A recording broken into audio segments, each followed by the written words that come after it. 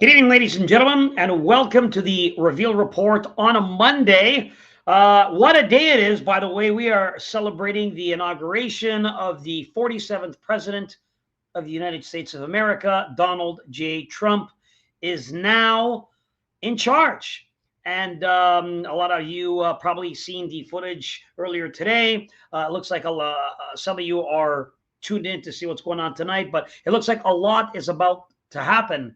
And a lot of change is coming, or at least that's what he claims, and that's what he promises. So we'll have to sit back and see, and all we can do is wish him the very best, and take it from there, guys. It is a wild time in this world, and we thank you all for being here. Today's topic is going to be Nimrod. Who was Nimrod? Where did he come from? What's his bloodline? We touched on him before. And it's going to be, in the words of Gary Wayne, a juicy show. There's a lot to talk about, guys. So sit back and relax. I want to welcome everybody who's tuned in. If you're new here, thank you for being here. Like, subscribe, share. We're on Twitter, Instagram. We're on Telegram, of course, YouTube. Guys, we are so close to that 50,000 mark. We're right there. I want to break that, and I want this year to hit 100,000. I got to get 100,000. And we're working on maybe some very big special guests to come on the show. In fact, for these guests, possibly, and just maybe, it won't even be on Zoom. I might have to set up a studio and have them come in to do these shows. So a lot is in the works for the new year, I promise you. And a lot's going on next month. So guys, hold tight, support, share, and let's get it up to 50,000. Let's go, guys. Today's show, I got to give a special shout out to someone who supported and sponsored it today. Barbara H, being a great supporter on PayPal this week. She came through big, and I wanted to thank her and her family, Miss Barbara H, for sending something my way on PayPal to help keep this show on Mondays here on YouTube for everybody, as opposed to exclusively on Patreon. So give Barbara H a thank you in the comments. She's definitely helped keep the show on for tonight. Thank you, Barbara H. God bless you. Guys, let's not spend any more time. Let me bring on my co-host, who's an author. And if you're new, click on the link in the description. A little bit more about her. She got many books available. And she was someone that went through, she refers to it as the system. And she gives a lot of testimony. There's court documents to back it up. So a lot of credibility here. We always like to get her input. Welcome, Miss Jessie Zaboter. Hey, Jessie. Hey, thanks, George. Good to be back. Jess, how are you feeling? You had a little bit of sniffles here, a little bit of a cold? I have, sinus stuff. Okay. But, yep, I'm excited about our guest today, though. Gary Wayne. Didn't miss it. Listen, Ken makes Gary. I mean, everyone's going crazy in the chat, and he's the most difficult man to book on your show. To his credit, he knew we do Fridays for the longest time, so he had a list for like 3 months for my Friday show, and then I had to come back and say because of the seasons and the schedule for work and everything that's happening and traveling, I have to move it to Mondays. He goes, bear with me, I got to get back to you, because he's booked months in advance, guys. So. Yeah. We got him. We're happy. We're glad. And without further ado, please welcome Mr. Gary Wayne. Gary, welcome to the show. How you doing? You're on mute, my friend. Yes, other than muted, I'm doing very good. So sorry I was not able to make last week's show, and so was able to make today. And George was good enough to say, "Yeah, let's make that up and let's get going on the show." So. Really happy to be here and starting to feel a little bit better. So hopefully we'll make that show come to fruition as a juicy show. I believe it is. This is somewhat to a master class. I'll refer to this as a master class. A lot of information is coming from extreme amounts of research, dedication, commitment. Gary definitely brings it. And sit back, relax. We are talking about Nimrod. Who is he? I'm going to play a clip to start this narrative, to begin the show, and then I'll get Jessie to comment, and then we'll go into Gary. So fasten your seatbelts, get your tea, get your water, get your snacks, master class, a pen, get a pad and paper, and let's get into it. Who is Nimrod? Check this out. In Genesis, Nimrod is a particularly significant, powerful figure, the descendant of Cush, who ruled over the land of Shinar. Nimrod eventually became the father of two of the Bible's and world history's greatest empires, Assyria and Babylon. He was the first world civilization's great leader. Regrettably, he also led the world astray from God. First, what does the name Nimrod mean? We'll pause there. Let's pause on what it means, but let's go into the beginning context of this video. This is the typical information that you'll see on TikTok, on YouTube. This is the bones of who Nimrod was. But we're going to dive much deeper to give a little bit more on who he was. Let's begin with Jesse. Thoughts on what you see in this video, and what do you know about Nimrod? You know, there's not a whole lot said about him in Scripture itself. You know, he's said to be a man of kind of strength. We know he was a leader. We know he built the Tower of Babel, and you know, there's comments that he was an excellent hunter, but you know, not a whole lot said about him. So that's right. what we got. Gary, what have you dug in about Mr. Nimrod? Yeah, obviously, a character that impacts our understanding biblically in ways that way surpass the amount of print for him in the Bible, as Jesse was talking about, and an absolute legend of unmeasured proportions in polytheist history. And so very, very important individual, and he's a mighty one, and he became a mighty one. And he's a mighty hunter, which is the same word Gibor for Gibborim, which is used to describe giants. Doesn't mean he was a giant, but that's a word that's used to describe giants. And it's Kalal for the word began. And if that name sounds familiar as a name, that's Superman's name.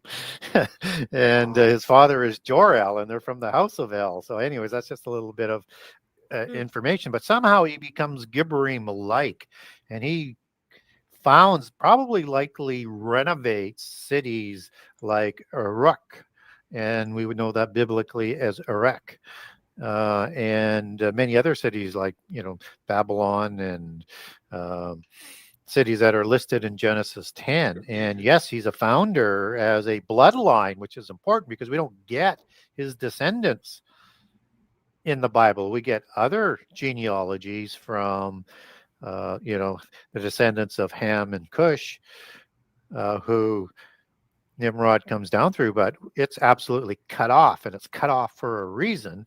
And I think it's got to do with who he intermarries with, that we'll probably get into a few minutes. So he is the founder of the Assyrians. He's the founder and intermixes likely with the Akkadians and the Akkadian empire. He's connected to the Babylon Empire, and there will be intermarriage into the Persian Empire. So he is intricately involved as it rolls down from his original empire in Mesopotamia, in the area where the Tower of Babel was built.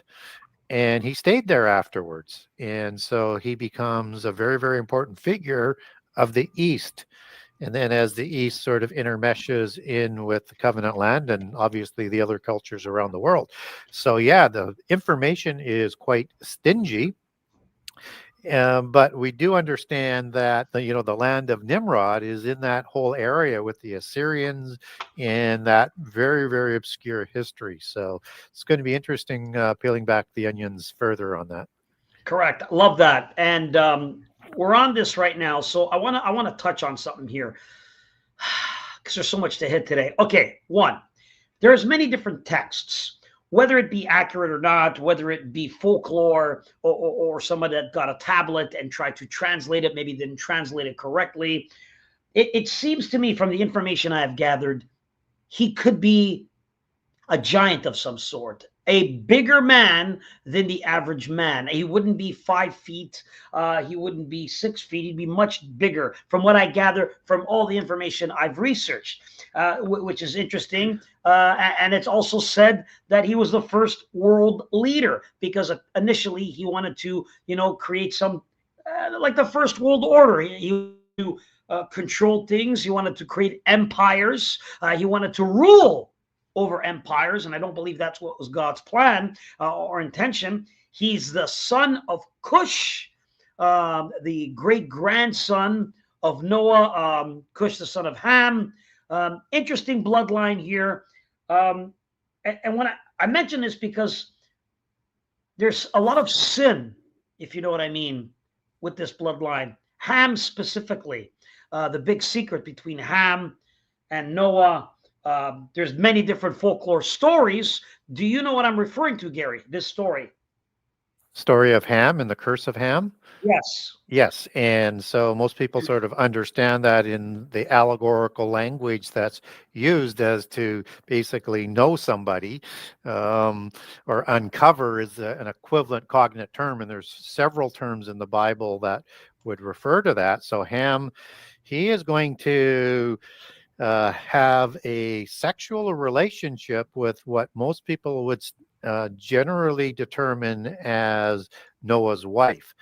But what's interesting is Noah's wife isn't mentioned in it. And so in the applications to know and the violations of that type of interfamily sex, usually the victim is named, but only Noah is named. Now, you could say that Noah was uncovered, and if the wife was named, then he would be ashamed as well, but the wife's not named. So typically when it's directed at an individual, I think there's a same-sex interaction that's going on there versus a violation against the mother.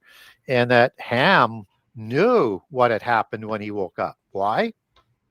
I think that might be self-evident. And then, so anyways, I have a little bit different sort of way of looking at it than the standard sort of understanding. And that's where the curse comes from, on Mount Ararat.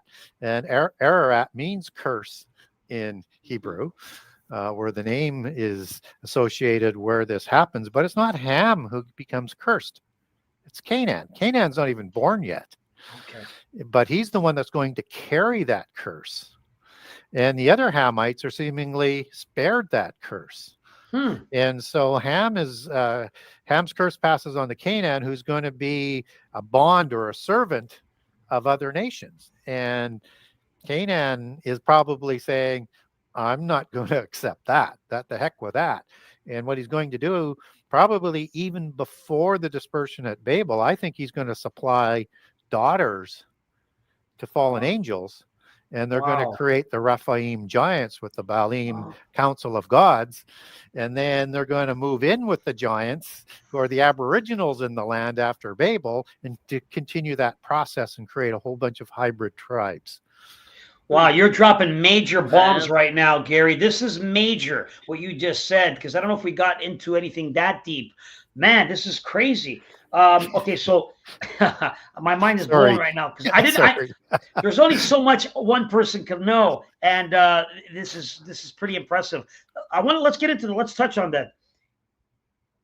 This line, these hybrids of these giants.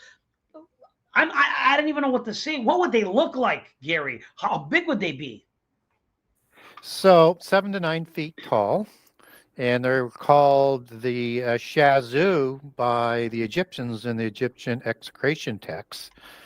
As that pertains to Nimrod, who's going to intermarry with giants in the land of Mesopotamia, they're going to be called the Shamau, which is another branch that gets into a lot of dynasties. And this is the upper house of these hybrids of the Shamau. And then you're going to have a lower house called Amau. And they're the same types of individuals, but they're going to show up in like the Syrian kings in the Middle East and the Hyksos, as you get a relationship there. So the giants that were the Rephaim giants after the flood, they're going to be much taller. So you're going to have like, a giant like Og, who's going to be somewhere between 12 and 15 feet tall, and he's going to be 5 to 6 feet wide to fit in the 16-foot bed and the 7-foot wide iron bed that was made for him. You have giants like Goliath, who are 6 cubits in a span, and on a royal cubit, and as the king of Gath, he's going to be 11 feet 3 inches tall and stout. So 2-to-1 height to width ratio. So you're talking about giants from 11 to 14, 15 feet tall. And the average size of the giant in the Greek mythology was like 12 to 13 feet in that zone in that same era. But you also have Orontes, who the river is named after in the Assyrian region, who was discovered according to the Greeks and Pausanias, and he was 11 cubits tall. So he's 19 feet tall. Now that's the same dimension that Gilgamesh is, as in the text that I have that give the size, and it's in more than one. It's in the Akkadian, it's in the Sumerian, it's in the Ugaritic text. He is 4 cubits wide and 11 cubits tall. So he's 7 feet wide and 19 feet tall. Gilgamesh. Gilgamesh, yeah. So the giants that are hybrid human and giant versus hybrid human and angel, those are the larger giants. So the hybrid smaller ones are 7 to 9 feet tall on average, and they're going to include people like the Amorites, and they're going to include people like the Jebusites.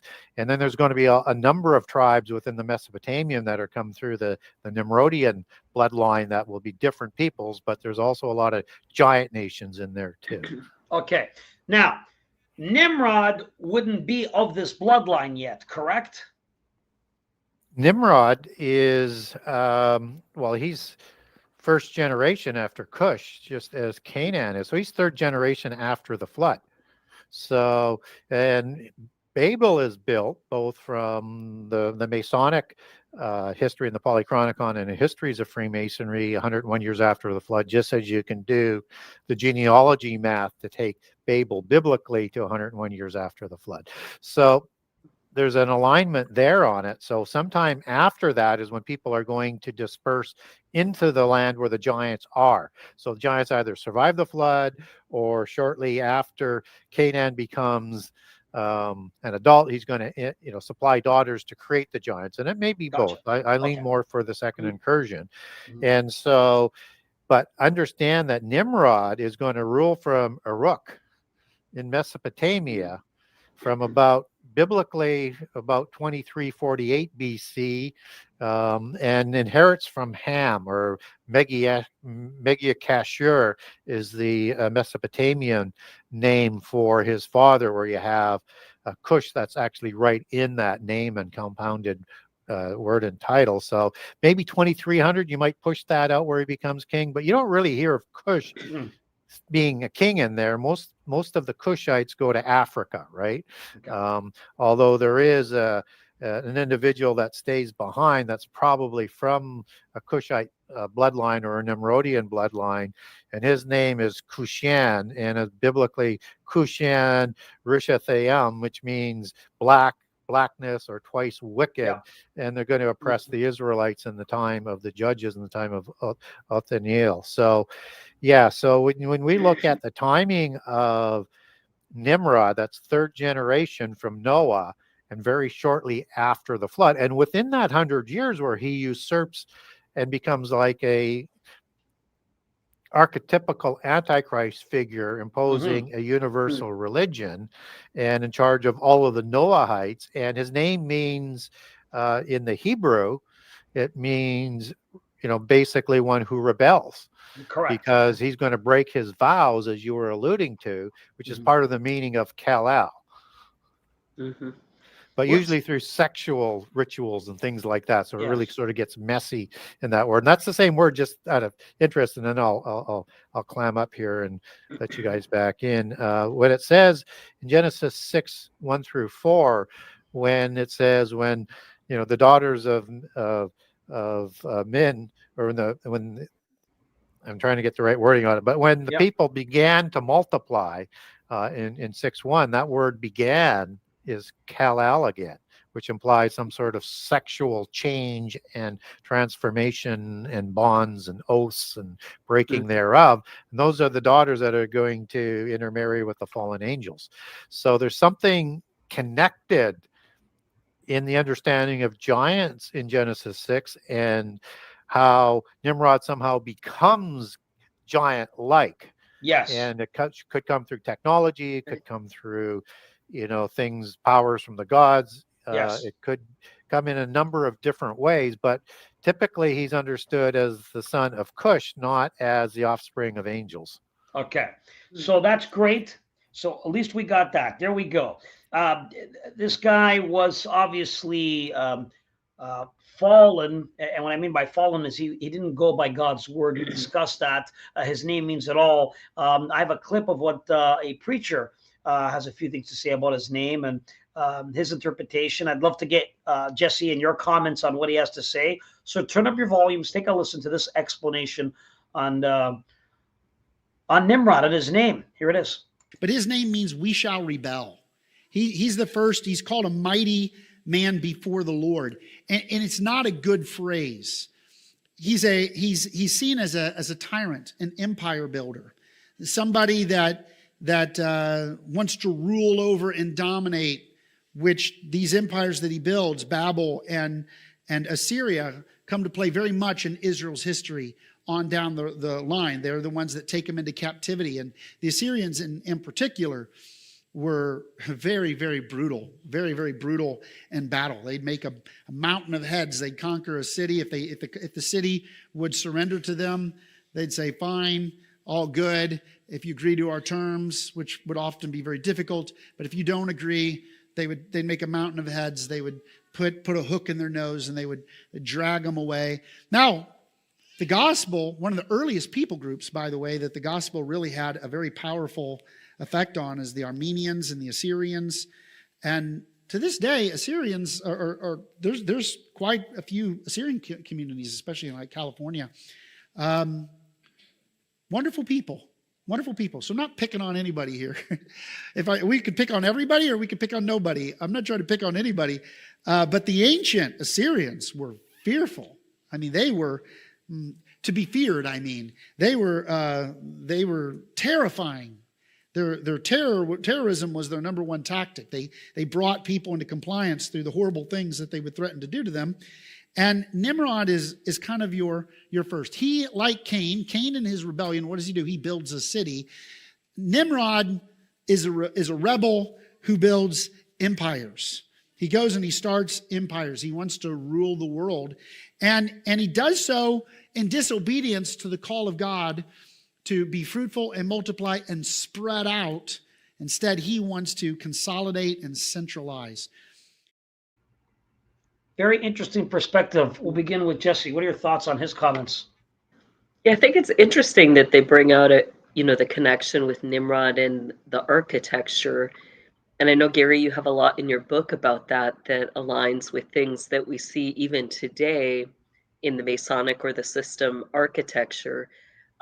Particularly, I've talked about how they literally will seal their magic or embed their magic on or in the structure of the buildings.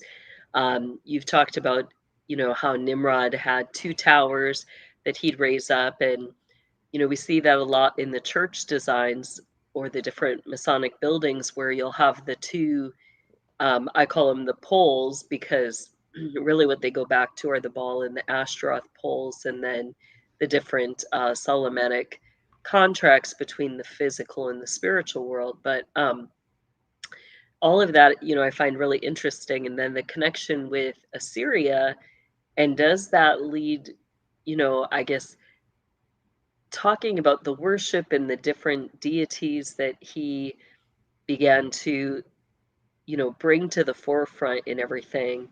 What is the connection between even the Assyria, Nimrod, and the Ninevites? Is there a connection there with that and the worship of the water deities? Gary? Yeah, and really good stuff by what Jesse said as well. So what I was interested, he was talking about Nimrod as a tyrant.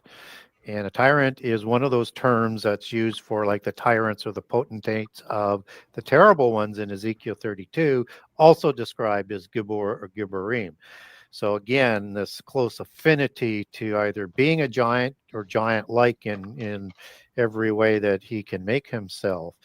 And that tyrant is also part of the definition of Gibborim as you take that back into the Hebrew, just as it's part of the definition of Nephilim, as not only being a giant, a tribe of giants, a bully, as in a bull, just as the giants were understood as bulls and the gods were understood as bulls, and also tyrant.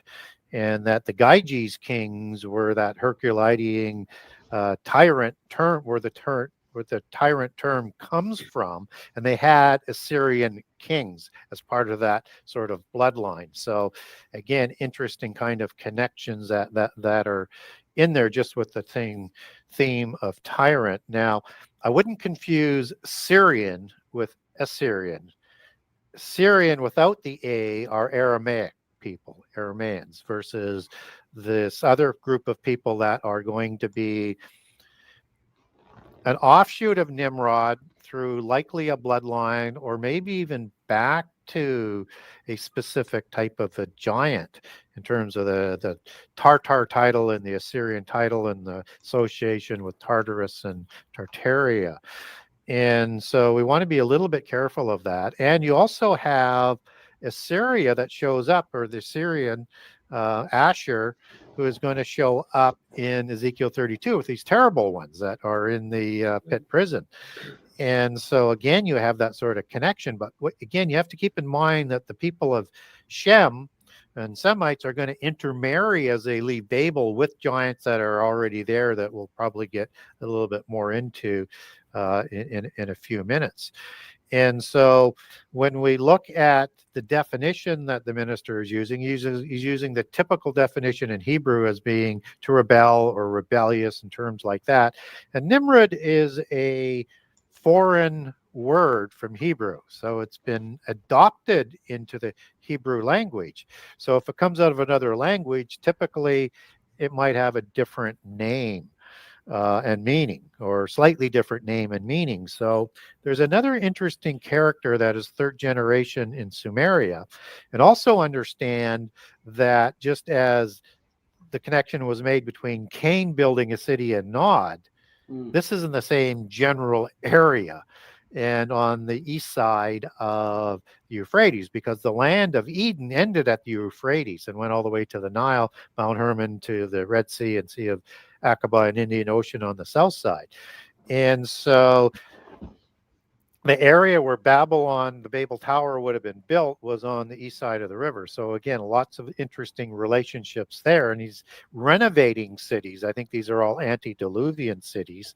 And so there's an individual in the Sumerian epics that are talking about this. And it's in two accountings, and it's also in Akkadian and Armenian legends and other ones around the world, but this one is quite specific and related to Nimrod. So a fellow by the name Enmerakar, third generation, is king of Eridu at that time, and in the two accounts are Ninurta's bride and Murakar and the lords of Arata is where you would get that connection from. So you have a compounded word there that has N, which can mean Lord. And there might have been a double N in the Enmerukar Sumerian version, slightly different in the Akkadian spelling, but I'll stick with the Sumerian one. And then you have NME and vowelless, as original Semitic was for Hebrew, that would be NMR, which would be the vowelless basically letters except for the D that's added on to Nimrod. And Nimrud is another Assyrian Mesopotamian term as well. And then Kar means hunter. So what it means is Lord Nimrod, or Nimrod, the hunter, just as Nimrod is called the mighty hunter. And at Eridu, Enmerakar builds a tower like Babel. And at the end, Enlil is the one who confuses the languages and disperses the people. And the story is a polytheist version of the monotheist version. And so, again, you have this relationship with this very powerful king that's third generation after the flood, but from the polytheist lens. Gary, you're some crazy stuff here that we're dropping. I'm glad that you're here to, clear some things up. It's very, very important. There is another confusion, let's just say, between Nimrod and Gilgamesh. This is something that many people talk about, and sometimes confusing. Is Nimrod Gilgamesh? And if not, are they related in different texts? Somehow people associate one with the other. So can you shine a little light on us and explain how this came to be? Is that to me or is that to Yeah. Jesse? Or Jesse, Okay. if Jesse wants to answer. No, go ahead. Okay, so when you see images of Nimrod, they're identical to images of Gilgamesh. So they're either the same or they've been conflated. And it was George Smith, a famous historian and translator from text in the late 1800s, that converted them, and basically through a fellow by the name of Idzubar, which is the identical story of the Epic of Gilgamesh, only they're using the name Idzubar instead of Gilgamesh. So here's the issue, though. Gilgamesh is 6 generations after the flood. Nimrod is 3rd generation after the flood. Now, Gilgamesh is a ruler of Uruk, just as Nimrod is the founder or the renovator of Iraq, or Uruk as it's known outside the Bible, shortly, after, the people coming down from the mountain. And so that's kind of how they get kind of conflated, but they're different individuals. I would take Idzubar and put that with Gilgamesh because it's an identical story. Okay. So, and Gilgamesh is definitely a giant, just as Idzubar is definitely a giant. So I would look at keeping that as a separate sort of understanding, but also know that those bloodlines coming down from Nimrod are going to be part of the bloodlines that are going to be understood as part of the Uruk and the heroes of Uruk a couple of hundred years later. And so it's going to have a connection, but only as they're inheriting the titles of the kings of Uruk. So you're going to have Nimrod, and then you're going to have Sargon, and then you're going to have Lugalbanda. And there's a couple other ones in there that are, kings for a short period of time that I didn't include. Lugalbanda means, basically a giant king, with Lugal is the name there, and his son is Gilgamesh. And so Gilgamesh is going to be somewhere around 2200 to 2100 BC.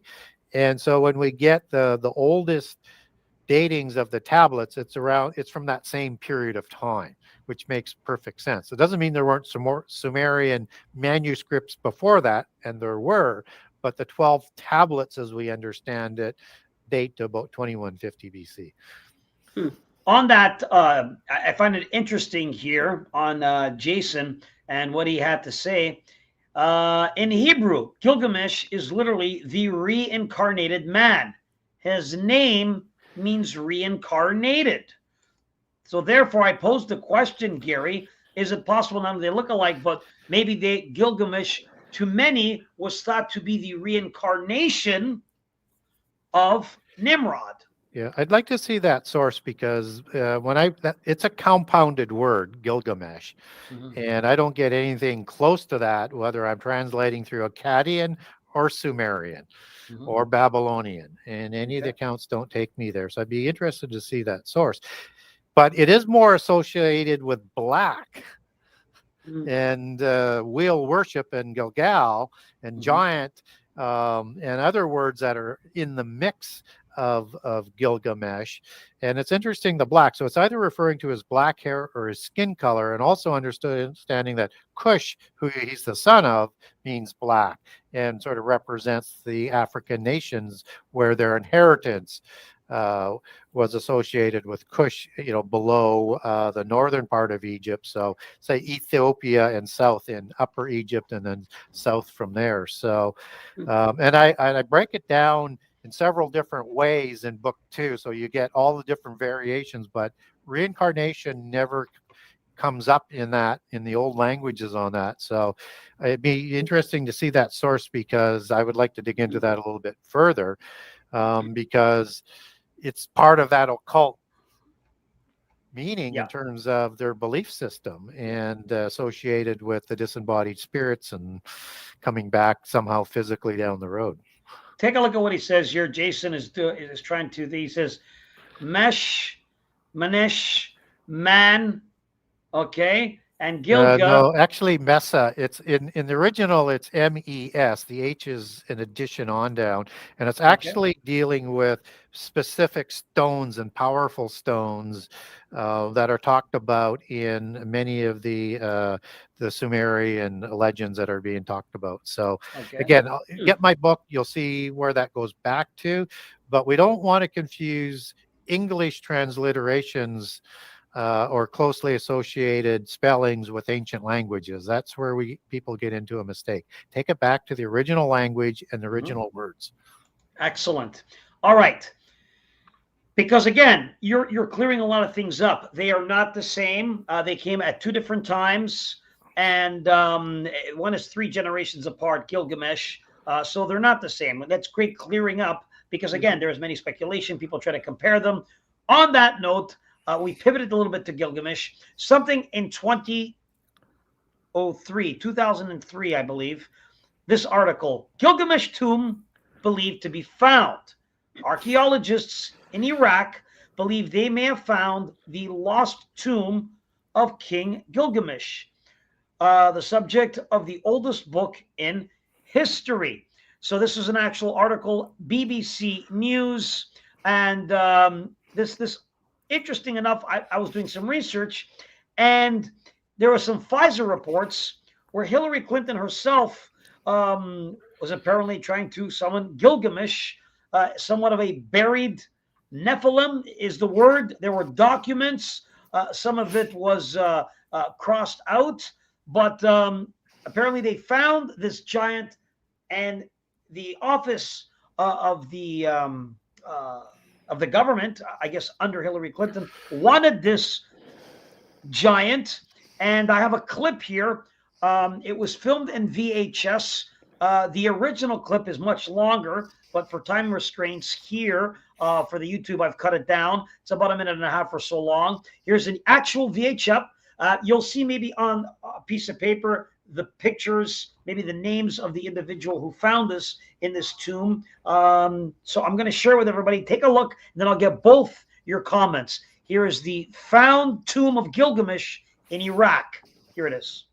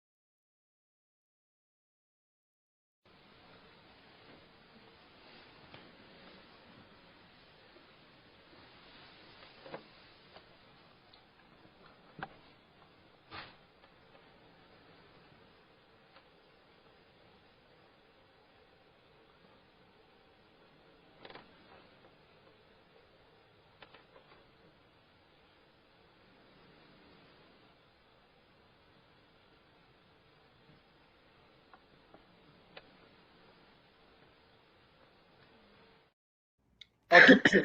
I have many questions here. The first one is a simple one, requires a simple answer. I'll begin with Jesse. Do you believe this is real or a hoax? I think the only thing that makes it challenging is that we don't see any typical forms of preserving, bodies in those days, and we don't see a lot of decomposition of the body. So, that's the challenge in that, I would say. And I don't know, for me, I'm kind of 50-50. Okay. Gary, simple question. Do you believe this is real or a hoax? Well, both. I'm not sure that video's real. Okay. You were mentioning the FOIA request. That's real. So there was a person, and I was leaning away to pull this up. So person by the name of Denetra de Senegar, this is the wording on the FOIA, requesting documents pertaining to the resurrection chamber of Gilgamesh, the location of his body, and the location of buried Nephilim. And this was from Hillary Clinton's office in 2018 after she was out of office. And it's the FOIA request number F-2019. So the request is, I guess, officially logged in 2019 -02110. So obviously this is official and you get it off the government website. I have the link if people want that. You don't get much more than just that information, but it's the official FOIA State Gov website that it's logged in under that number. So obviously she would have inside information, particularly being in the State Department when that project was undertaken. And she would be aware of it and they would be looking for it. So why would they be looking for, she would want information on it. And why would the U.S. Army take it back? Well, it's both probably the body, if there was a body, and or the chamber, which would be understood more of a sarcophagus. So the DNA would be hugely important if you want to recreate giants or hybrid giants, aka in the matter of Jurassic Park. They would love to have that to create super soldiers. But, and I may have mentioned on shows past, is post-Diluvian giants, and one deduces antediluvian giants had the same. They had the ability to heal themselves, so that if you chopped off a hand, it would grow back. It's part of that reptilian DNA or angelic DNA that is part of it. And we know reptiles can do that. And that's why you had to take their head and chop it off. So they didn't have an opportunity to repair themselves. The other theory is that it's the technology within the sarcophagus that could do that. And so they may have been wanting that as a chamber to be like in the Stargate series, where the Goa'uld would go in and regenerate. And so that's a possibility. And it may be technology that they needed or wanted to be able to do these digital high-tech medical beds that they're developing. And it might be coming or related to that sort of technology. But obviously, it's either very advanced technology or significant amounts of DNA that they felt that they might be able to utilize. Yeah, this is an incredible topic here, because you're saying that if he was giant, he's 6th generation, so he definitely has the gene. He would definitely be a giant. And you're saying that they would be able to heal. They will be able to cleanse themselves. So the way we see him preserved, would it be because of his giant DNA that they were able to do that? Or does it have to do with this chamber that he's in? What kind of chamber would it be? Both. Jesse, your thoughts on that first. Yeah, I mean, I know in the occult there's things taught about the arcane magic and different things that connect back to Babel. Did he find a way to, harness that, whether that was this access in between a spiritual and a physical world space, where you basically have a created healing chamber? But then you have to ask, well, what made him stay dead then, if he had something like that. Um, we also don't see those chambers with other giants found, so it would have to be something either specific to Gilgamesh, or you know, um, it's hard to see where that would come from, because we Okay. don't see it at other places. But Yeah, I Gary. don't think I don't get in any research that once their heads are chopped off, that they have the ability to um, keep the body through the DNA in that type of shape. Now, if he was killed and his head wasn't chopped off, and one might insinuate that perhaps maybe some of the other accountings were, something through the heart would be similar to it, sudden and quick, so to speak.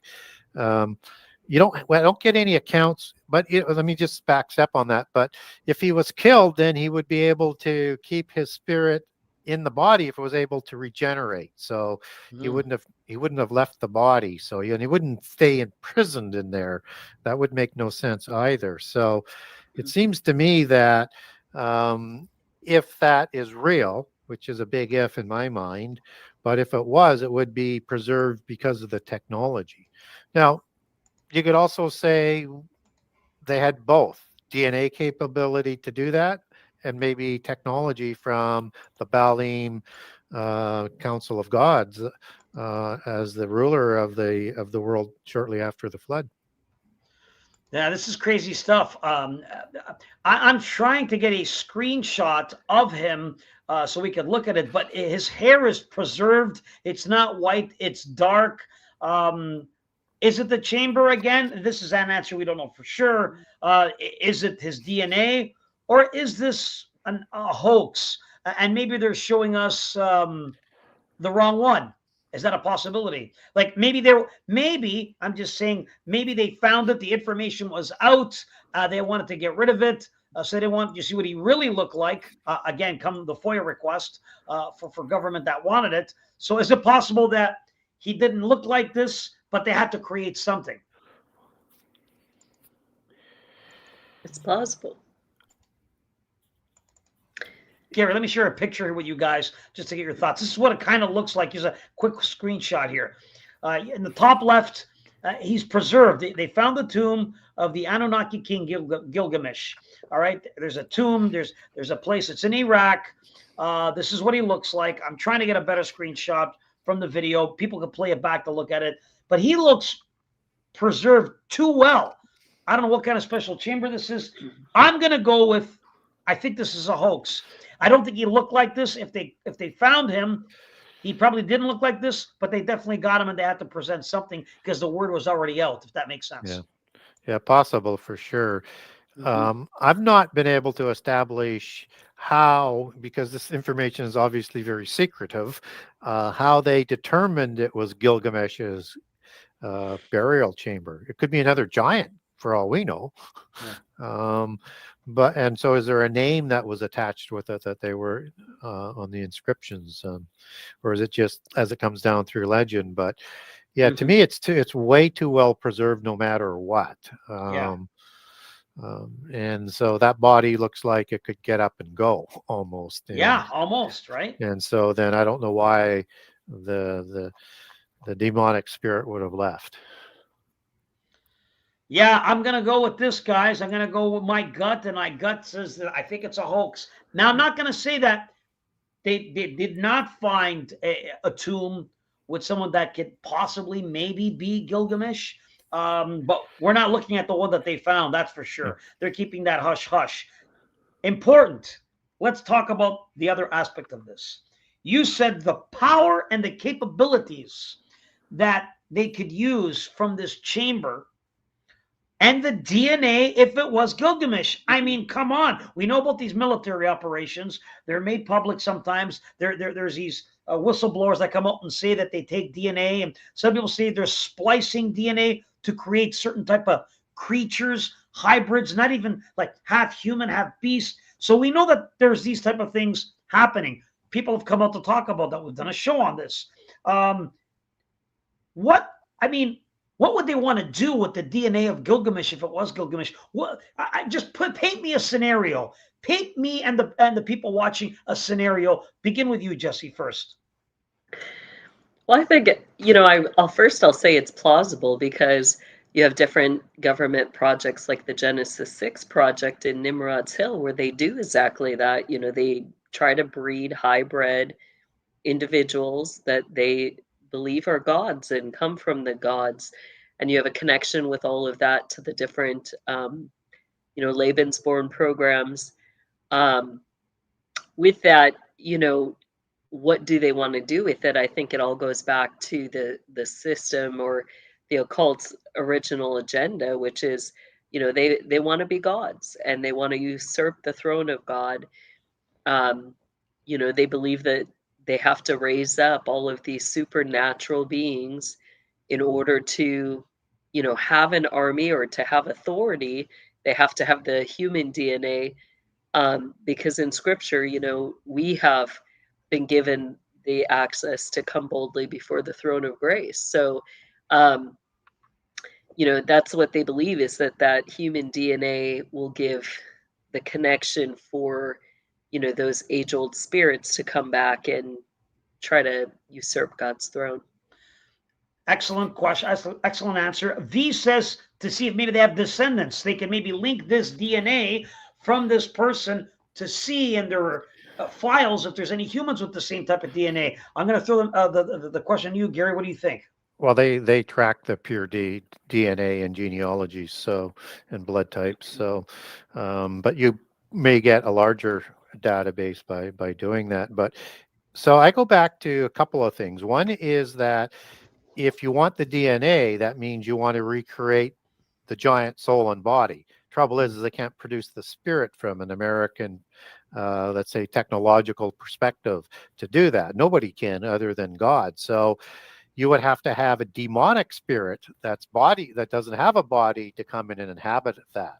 So if that's what they're doing, and it's an if that's what they're doing, then that means they're in communication with these demonic spirits to develop that for the giants who would obviously, or for the demons who would say, we would fight for you, except that you can't trust them.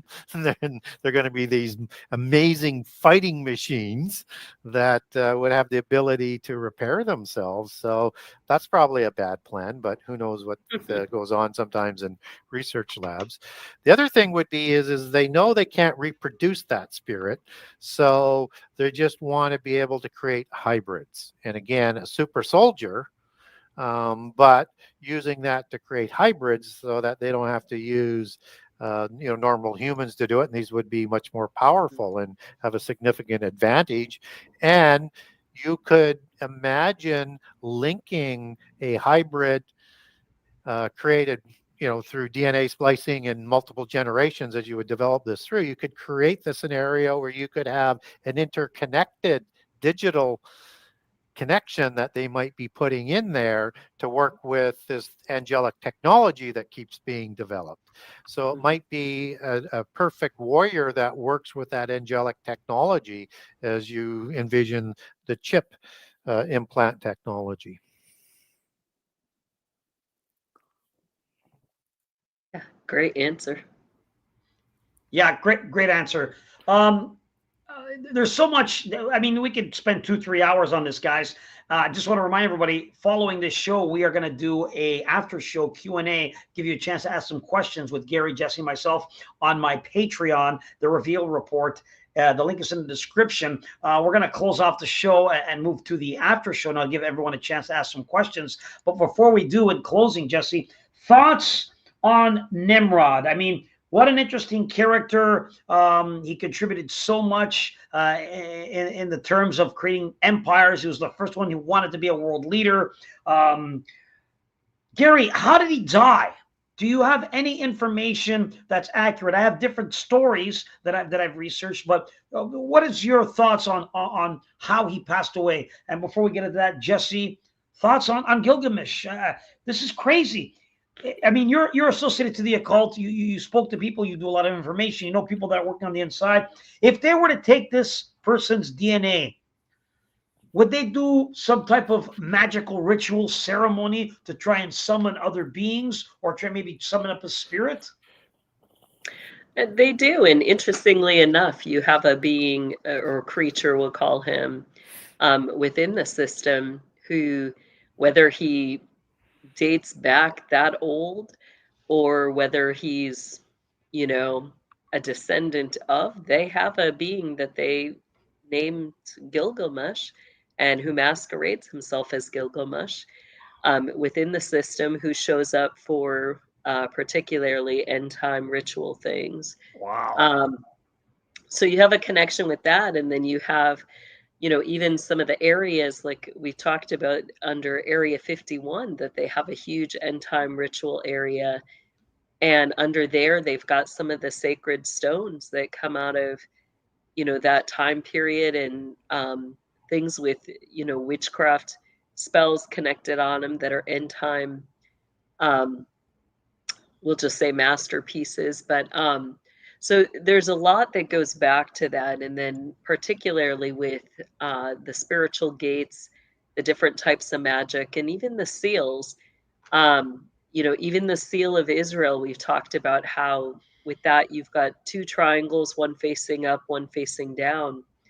The Tower of Babel was actually designed so that you have, like when you see light spectrum or the arcane magic spectrum, you have the bottom of that, or the dark part, going down, and then it goes up into an hourglass up into the heavens like that. But that base of Babel was meant to be that bottom part, funneling energy up from the lower realms. Wow. And that they could direct up to the heavenly. So there's a lot of different things in the architecture, the design, that go back to, you know, the belief in the work of magic, and their connection with spiritual beings in that. Unbelievable. Gary, interesting comment here that I'm going to post. Here, Duco thought he possibly may have been killed by Isu. What are your thoughts? Well, people out of the use the book of Yashar to say that Esau killed Nimrod. So if you equate them the same, then I can see how they would get there. Mm-hmm. You know, it's always a possibility, but we don't really have a specific linkage in any ancient writing that I've seen that connects Gilgamesh directly to Esau with those two names. So the only way you get there is through Nimrod and Gilgamesh being the same individual. So what we do know is, and I think he's likely killed because you have a lot of giant wars going on at this point in time. And Gilgamesh is succeeded by the the third dynasty and a fellow by the name of Namu. And one would suggest that this is a overtaking of the either Olamim and in favor of the Akkadian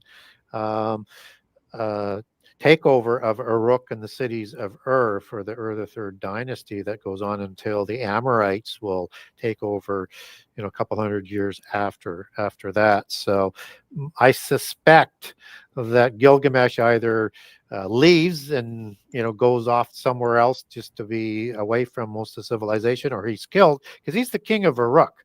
So he's going to be ruler over that till he dies. So one suspects he either died or he was killed. The likelihood is he was killed in war. I agree. I believe he was killed in war, and those that write the books, you know what they say: those who win the wars write the history books. So the people who wrote those things in that time may have made him a martyr and painted him to be something more than he was. Yep. And may have, you know, extended the truth a little bit to make it more of a, you know, a king, a conqueror, a destroyer, a menacer, unstoppable. All these theories and stories and these folklores grow, and this grows in everything. I know this from, you know, the occult and the supernatural. You know, you'll hear one haunted story, and 5 years later, it's a completely different story as time goes on. So it's just an interesting topic for us to discuss when it comes to Nimrod. There's a lot associated with him. He married his mother, and so forth. So many stories about that, Gary. So I'm going to say this, guys. We'll never know the exact truth when it comes to this historic information. We can talk about what we research, the books that are read, the information closest, and theorize on it. But we appreciate you guys being part of the discussion, as it is important, I believe, to be aware of the things from our past, because knowing our past helps us plan our future. On that note, guys, we will be doing a Q&A coming up next on the Reveal Patreon. So join us. And before we get there, Jesse, what would you like to say to everyone watching and how they can support you in your ministry? Yeah, you can find me on kingdomlivingwithjesse.com. And I encourage you to watch, especially the next few weeks. I'll have my new book being released on there. So. Excellent. Gary, how can people watch and support you and what you do? So, yeah, if you want to support me, then buy my books. I don't accept donations and things like that. So if you like what I say, and for people who want more information on Gilgamesh and his connection to giants and which kinds of giants, get the book, because I cover that off in detail in both books, but specifically as it connects into the Bible in book 2. So if you want more the biblical one, then you get book 2 for that information. And if you want more from the occult or the polytheist side, you're going to see more of that in book 1. So 2 different coins, sides of the coin, all help sort of provide that the information to link things together. So, and you can get a hold of my books through the Genesis6conspiracy.com. That's the number 6conspiracy.com. And on there, you can get a signed copy from me, or you can link over to Amazon.com, Amazon.ca, and BarnesandNoble.com. And if you wanted a digital version, it's available through Amazon on Kindle for both book 1 and book 2. And if you want to get the Audible version, both Audible versions are out and doing quite well. So again, that's available through Amazon.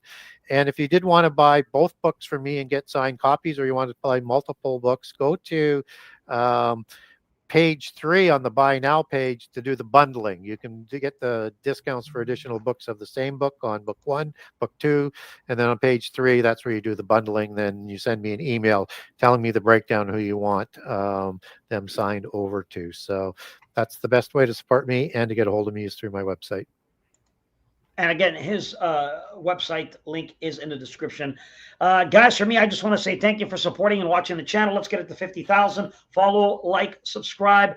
Join us for the after show. And if you like the show here on Mondays, if you appreciate it, you like the information, please show some love by going to paypal.me/George Iceman. That part definitely helps me and dedicates my time to getting these videos, cutting them, editing them, come up with these topics, getting the guests, and it helps a lot. So we appreciate it. And if not, that's cool too. We'll just concentrate on Patreon, because we have amazing subscribers, and we're close to about 1,000 right now. So I want to thank everybody on Patreon. And again, those that help. Barbara H., thank you for tonight. Again, guys, go to paypal.me/George Iceman. I thank you all for being here. On behalf of Miss Jessie, Gary Wayne, and myself, we thank you for watching. We hope you join us for the after show coming up next. Good night, everyone.